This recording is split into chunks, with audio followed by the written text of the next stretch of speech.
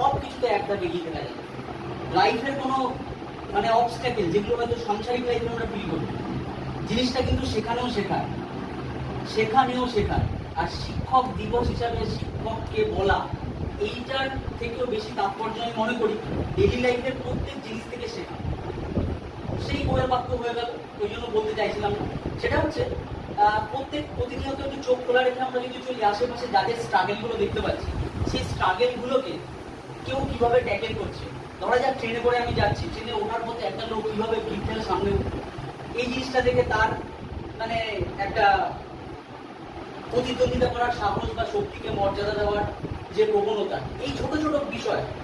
তুমি রাস্তা দিয়ে হাঁটছো, খুব ভালো কথা, কিন্তু যদি সামনে একটা ধুলোর ঝড়ে না, তুমি কিন্তু চোখটা বন্ধ করে ওখানে হয় বাইক আসতে করে দাও, বা হাঁটা থামিয়ে দাও, বা চোখটা দিয়ে দাও।